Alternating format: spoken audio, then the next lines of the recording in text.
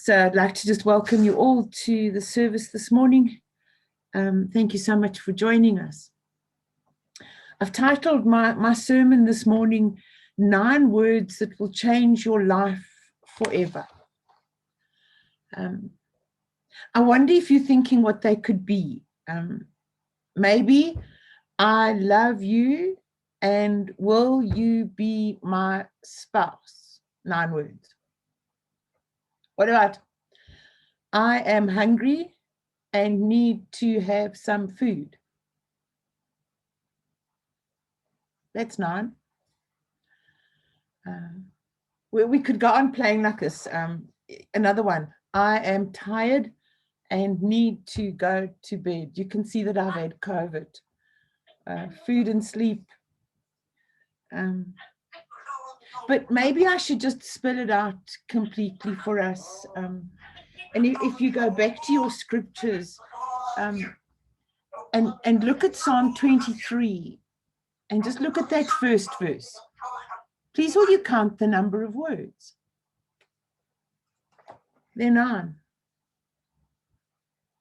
It must be the most loved, quoted, spoken, embroidered, painted psalm ever. I can remember this psalm being on the wall in our dining room when we were growing up.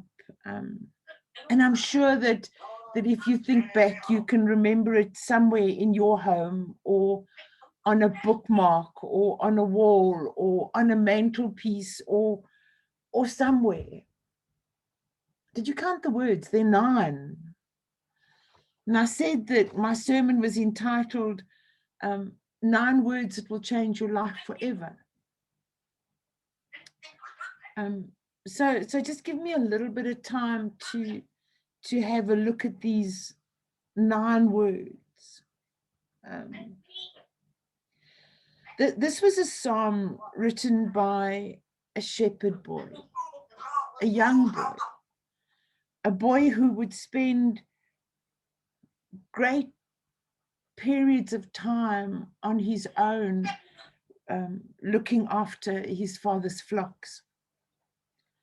He understood the concept of looking after sheep. He knew that if he left them or if he dozed off under a tree, calamity would strike. And then he would have to account to his father the loss that had been suffered. And so David writes this psalm from a place of knowing. And perhaps that's the best place to ever begin writing. When David says that the Lord is his shepherd, he's actually saying a huge amount about himself, because he's comparing himself to a sheep.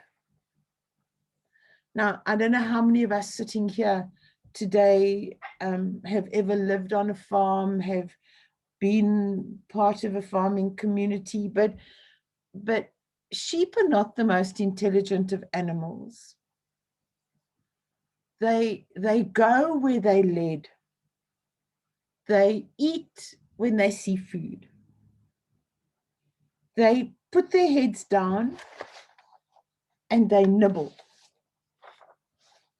They see a stream of cool water, sometimes a bit of a raging stream, and they put their heads into that water, not thinking of anything else other than wanting to have a drink. The only problem is that mop of hair on the top of their heads gets wet, and then they're in danger of overbalancing. And they do, and they fall into the water. Sheep don't swim that well, unfortunately. And because they're then in the water and the weight of their fleece gets heavier, they're in danger of drowning. There's trouble on the horizon, eh? Have you ever wondered why a shepherd's staff, or a shepherd's crook, as we call it, has got this bend on the top?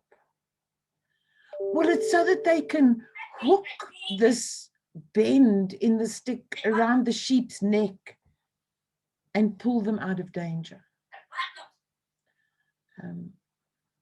Sometimes we're just as stubborn as our sheep. And it takes a bit of time for reality to settle in. I found this clip and I played it at Bible school a while ago. I need to just share my screen with you again. Please excuse my bird, it's having fun this morning.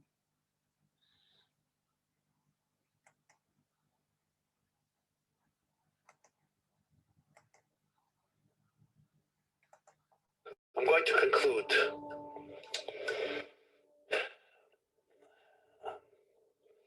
a moving story about a Jew who some of you knew him, in Los Angeles, California, who passed away not long ago and was known to the whole community as a person who had an open heart to any person in need. And somebody once asked him, Saul, why are you always giving everybody? Why does nobody leave your house empty-handed? He shared a story that touched me very deeply. 1944, he was sent by the cattle cars to Auschwitz. I was born in 1927. I was online. I didn't know at the end of the line there's a selection. And Joseph Mengele decides where to send you, to the right or to the left. Man came over to me. He had a beard, he had a yarmulke, but I didn't know him. He says, where are you from? I'm from Munkach. When were you born? I said, I was born in 1927. He says, Narishkaiten. You were born in 1925. I said, no, I was born in 1927. He says, I remember your bris. You were born in 1925. I say, no, 1927. He says, how do you know?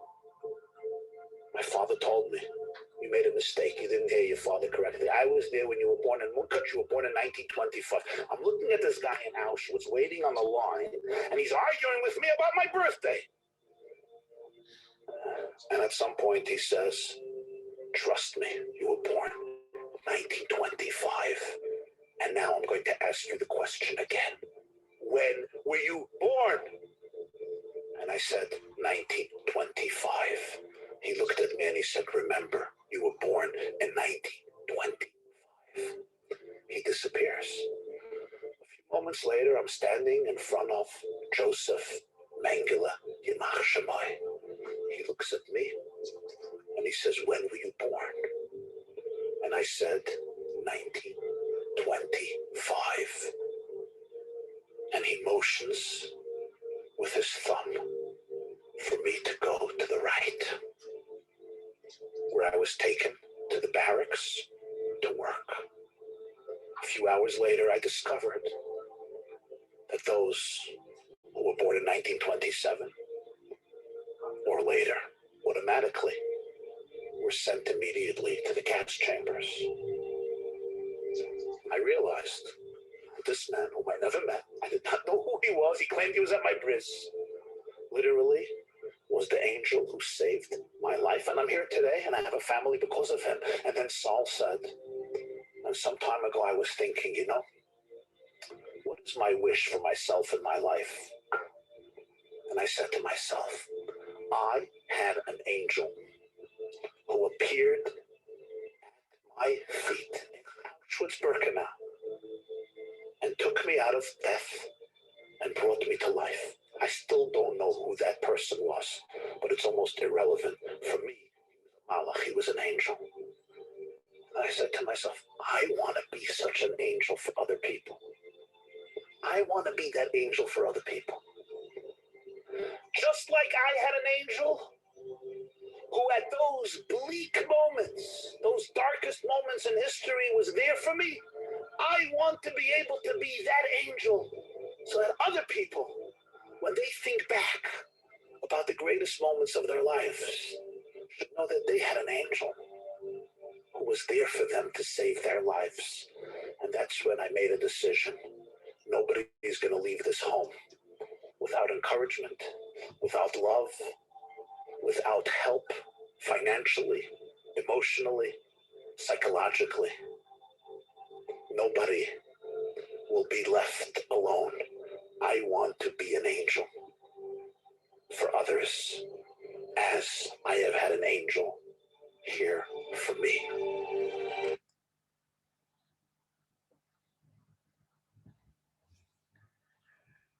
Sometimes we are just like sheep.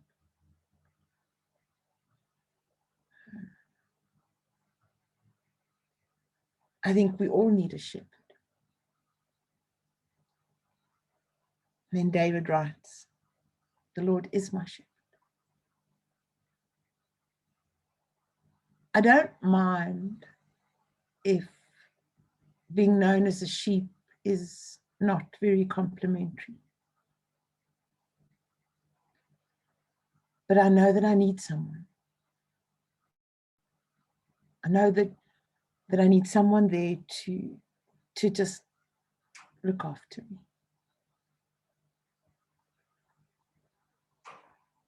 But then I look at the next part of that verse. I shall not want. Sometimes we do things that take us to a place where we find ourselves in a spot of trouble. And then we cry out to God. We cry out to the shepherd. We call for someone to take this crook, put it around my neck, and pull me out the water. Just like the sheep do, just like they bleat when they cannot help themselves. So we bleat when we can't help ourselves. But let me get to the point where I'm driving at today.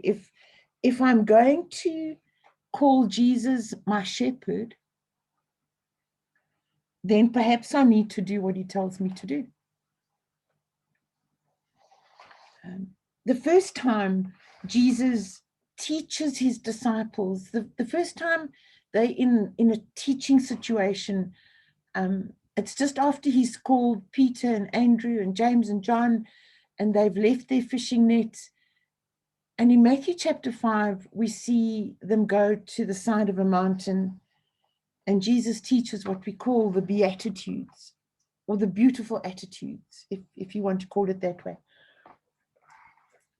But then I read Matthew chapter 6. So put something in at Psalm 23, so you've got it there. And then go with me to Matthew chapter 6. And I'm going to read from verse 5. The disciples, Jesus is teaching on the side of the mountain, and the disciples say to him, Lord, John taught his disciples to pray. Please, won't you teach us to pray? And Jesus says the following. And when you pray, you are not to be as the hypocrites, for they love to stand and pray in the synagogues and on the street corners in order to be seen by men. Truly I say to you, they have their reward in full. But you, when you pray, go into your inner room, and when you've shut the door, pray to your Father who is in secret, and your Father who sees in secret will repay you. And when you are praying, do not use meaningless repetition as the Gentiles do, for they suppose that they will be heard by their many words. Therefore, do not be like them, for your Father knows what you need before you ask him. The Lord is my shepherd, I shall not want. Pray then in this way. Our Father who art in heaven, hallowed be thy name. Thy kingdom come, thy will be done on earth as it is in heaven. Give us this day our daily bread, and forgive us our debts as we have forgiven our debtors. And do not lead us into temptation, but deliver us from evil. For thine is the kingdom, the power, and the glory forever. Amen. For if you forgive men their transgressions, their trespasses, your heavenly Father will forgive you. But if you do not forgive men, then your Father will not forgive you your transgressions. You can recite this with me. And we do. Sometimes we just rattle it off. But take a look what our shepherd tells us to do in verses 14 and 15. We are to forgive so that God can forgive us. It's not the other way around. God doesn't forgive us so that we can forgive. Jesus says we've got to do it first. We've got to go and forgive those who have hurt us. This morning, I start this brand new series. Let me just plug my earphones in. By Bruce Wilkinson. And the book is entitled The Freedom Factor. Finding peace by forgiving others, couple of dots, and yourself.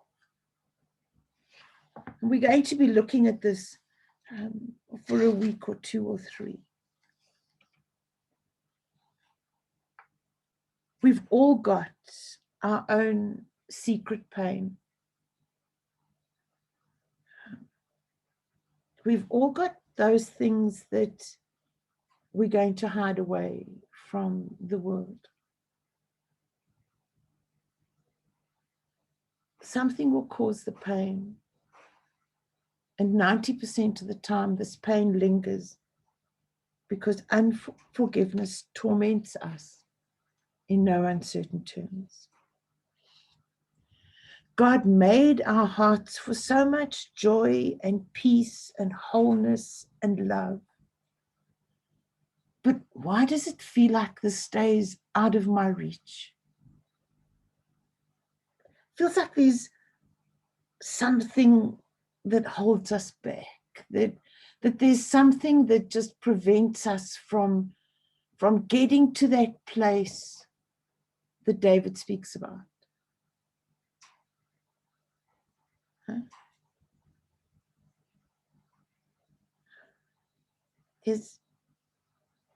Jesus speaks into this secret pain. He speaks into this wound that must be healed. So then what is the secret of healing? What is the key to a life of complete freedom? For many of us, it is one word from the lips of Jesus. That is forgiveness. Corrie ten Boom says, forgiveness is the key that unlocks the door of resentment and opens the handcuffs of hatred. It is the power that breaks the chains of bitterness and the shackles of selfishness. I want to read to you a story that David Wilkinson writes in his book, and he starts the book with the story. And he says, it had been a long, weary day for great-grandmother Lil, and she needed rest. The only thing preventing her from a nap was the kitchen floor. It was a mess. There was no way she was going to take that needed break with her kitchen floor in a state of disaster. So already exhausted, she cleaned it. After scrubbing away that last stain at the old stove, she got off her knees. With a sigh, she rinsed the rag in the zinc. And as she wrung it, she heard her husband's truck in the driveway and the clickety-clank that meant in a few minutes, my happy great-grandpa John would walk through the side door laughing his way home from work at the steel yard. It had rained all day. Grandpa John's work boots were caked with mud, and he didn't take them off. As he walked across his wife's clean floor, he left a trail of filthy footprints. He went upstairs, showered, watched a little television. At dinner time, he came down to eat, but he ate alone that night. His food was on the table, but Lil was missing. He was confused. Still, he ate without her. Bedtime came, and the two went to bed in separate bedrooms without even speaking. The next morning, it happened again. Grandpa John's breakfast was on the table. Grandma Lil was in another room. As a child, I didn't know about the unseen wall that separated my great-grandparents.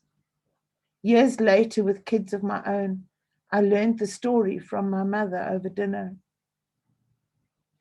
Did you ever see Grandma Lil and Grandpa John talk? She asked. I thought for a moment. No, never. She nodded. You're right. Neither did anyone else, because they didn't. I was as shocked as you are, but that's how the story goes. According to my mother, the sole reason for their silence and separation was that Lil never forgave John for walking across her clean floor in his muddy work boots. Although she wiped the mud from the floor that night, the wound that little action opened was never cleansed from her heart. And then my mother dropped the bombshell. How long do you think they never talked? My mind was in turmoil. How long? A few weeks? Then my mother looked at my dad with a very heavy heart and said, 25 years.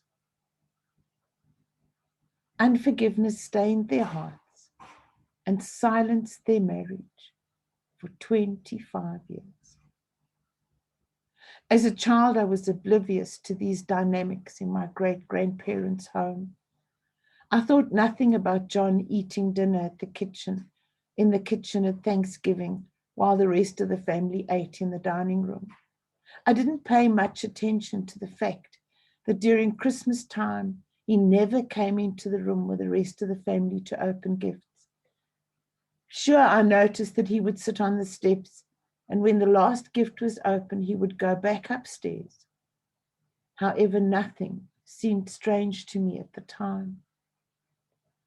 For 25 years, they never enjoyed the warmth of each other's smile, the comfort of each other's embrace, or the other's kiss. They never started the day or went to bed at night hearing the most beautiful words a spouse can hear. I love you. Because of unforgiveness, their life together became painful, sad, and lonely. They lived as prisoners in their own home, but the real prison was inside their own hearts. My great-grandpa John died before they could reconnect. Tragically, Grandma Lil developed a lifelong pattern of unforgiveness, including with her daughter, my grandmother, and numerous others. She filled that little prison in her heart with those around her, one by one. I think she was really the only one who was not free. When we don't forgive a person who hurts us, or if we can't forgive ourselves for something we've done, we make a prison out of our own hearts. The very same heart that should be open to God's peace and joy and love becomes a dark, painful place. And only true and complete forgiveness can open its doors. We can always tell when we've imprisoned others or ourselves. How? Because the pain and the darkness of that place always seeps out. It intrudes into our lives And we experience all kinds of painful results, all because of unforgiveness. And until we forgive completely and from our heart, we just never have this freedom.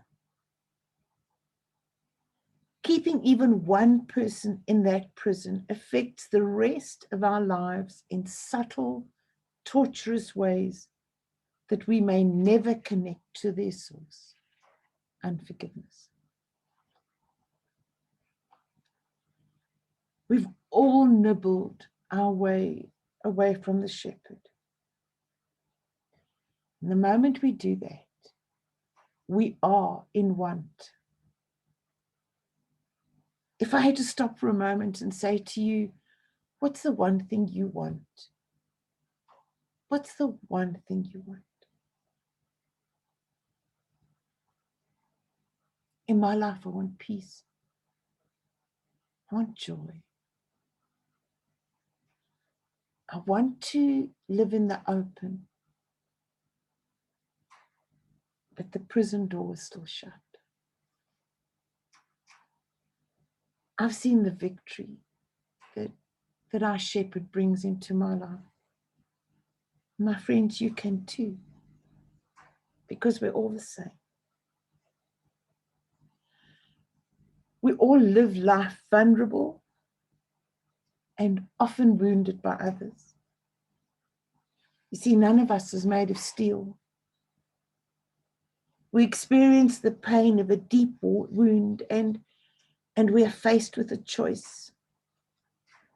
Often that choice is very quiet. And the choice is to forgive or not to forgive. That is the question. Let me misquote Hamlet. Some of us choose to forgive.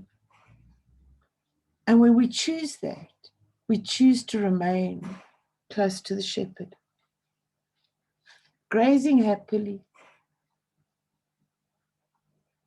Most people do not make that choice, or at least they don't make it on their own, and they need a bit of help. Through my years of ministry, I've heard many stories over the years of unforgiveness, resulting in deep, deep suffering. Most people don't think in terms of unforgiveness being related to their suffering, but I don't think that they've made that hidden connection because the connection is there. They might not even have considered that unforgiveness was part of their lives. Just like Grandma Lil, it was a way of living. There's such a mystery about what I'm speaking about today. And it was only yesterday when I was putting the finishing touches to the sermon today that the thought came that my brother died today many years ago. He committed suicide. I saw my vibrant parents get old and sickly. And I refused to forgive him. I refused to forgive my brother for hurting my parents so deeply, their beloved eldest son. And for 8 years, I walked around with this unforgiveness in my heart. And all it did was turn me into a bitter woman.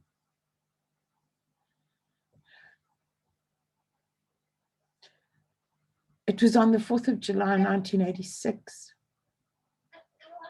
exactly 8 years after he died, that I knelt down in the garden of remembrance at the crematorium in Pretoria West and chose to forgive my brother. The freedom that came is a freedom that I cannot ever explain to anybody. He was dead. But the freedom, the prison door opened in my life. And I was able to live.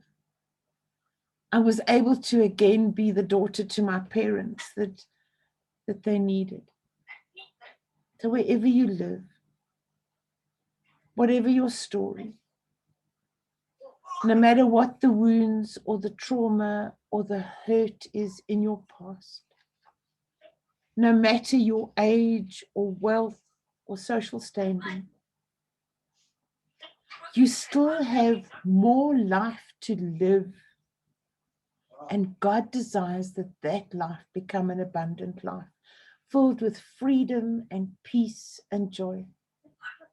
You can know the truth, my friend, truth about forgiveness, and that truth sets you free.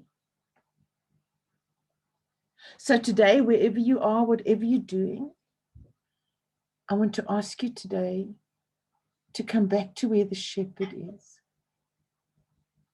Instead of wandering off and living life the way we want to live it, come home. Come and graze at his feet. Come and drink at the stream that flows around him. Come and lay it down. I wonder what would have happened if Grandma Lil and Grandpa John had learned how unforgiveness would affect their lives. How much different would those last 25 years of their marriage have been?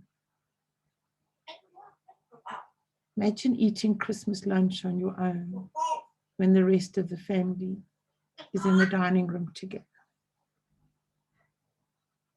Sadly for them, it's too late in this life now. But you know what the exciting bit today is? It's not too late for us.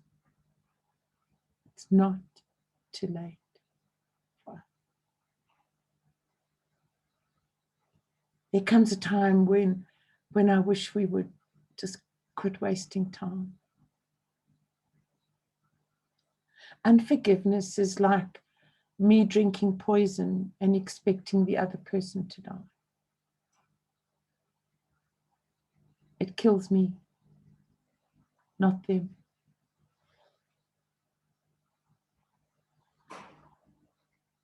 We need to get onto our knees today. We need to come to the shepherd. We need to quit being stubborn, excuse the next word, stupid sheep. Because that's so often what we are. Jesus came so that we could be free. He came so that he could release us from these prisons that hold us. He says it to his disciples in Matthew 6, 14 and 15. My friend, unforgiveness is the lock on the prison door. And you know what? I throw away the key, not somebody else.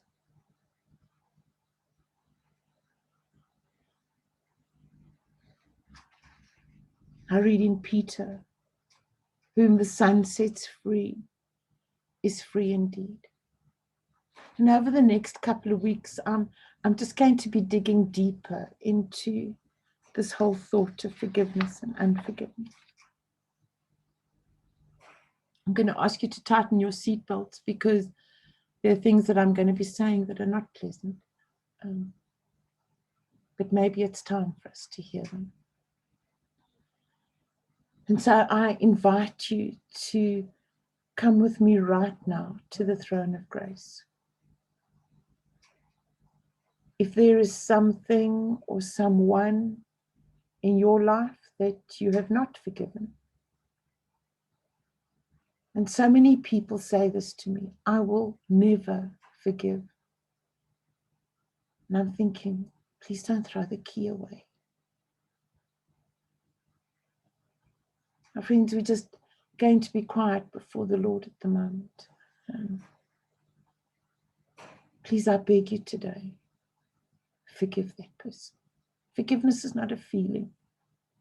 It's a choice of my will. I don't feel like forgiving anybody, but I need to make the choice. I pray that you experience that absolute freedom that I experienced that day on the 4th of July, 1986.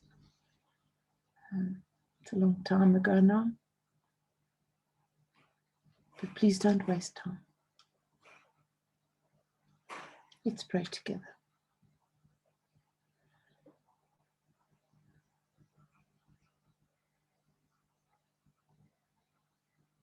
Our Father,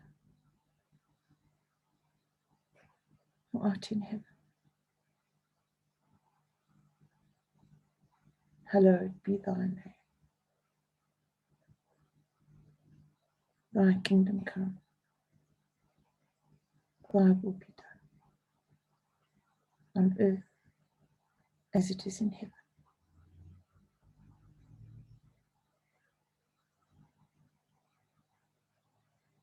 Give us this day our daily bread.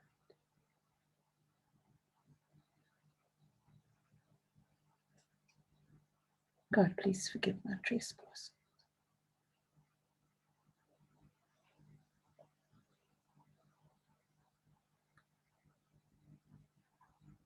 God, forgive those times when I'm just not the woman that you want me to be.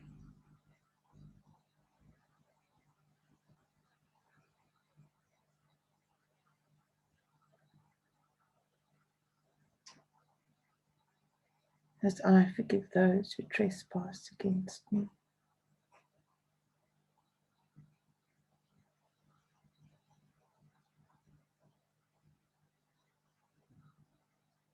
God, please open my prison door.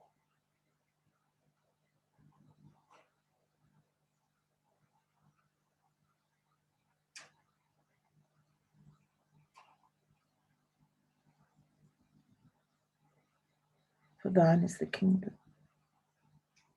the power, and the glory, forever and ever.